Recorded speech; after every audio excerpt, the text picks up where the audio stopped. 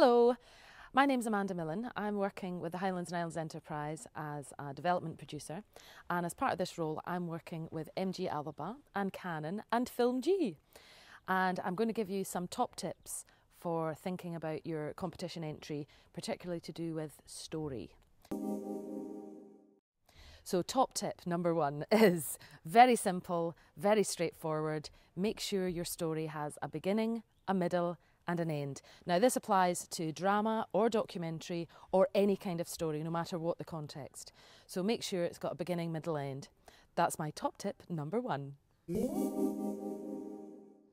Now top tip number two is always write a treatment. You might want to start off writing your script, but actually it's a much better idea to write a treatment or a short synopsis. This could be as simple as a sentence, it could be a paragraph, or it could be a page, but it's very clarifying and it clears up the story in your own head before you start writing the script. So my top tip number two is always start with writing a treatment. Now, top tip number three. FilmG is a Gaelic language film competition, and there'll be a lot of you out there watching this who don't actually speak the language, and there'll be a real temptation to use maybe people reading out poetry or prose and use that in voiceover. And my plea and the top tip number three is to try and use the language, the Gaelic language, in your production as naturally as possible, and do it like I'm talking to you. So what you need to do is make sure that you get native Gaelic speakers front of camera to get that real natural experience. So top tip number three, try and get as natural a Gaelic language experience as possible in your film.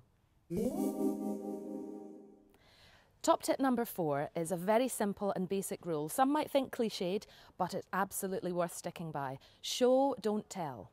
If you are telling me in voiceover what you're supposed to be seeing, or if in fact we're seeing it as well as telling, then you're not doing your job as a filmmaker.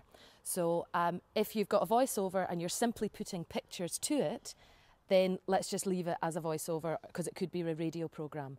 So make sure that visually when you're telling your story, you are actually telling us with the pictures, and that anything in voiceover or sound or narrative is additional to what we're seeing.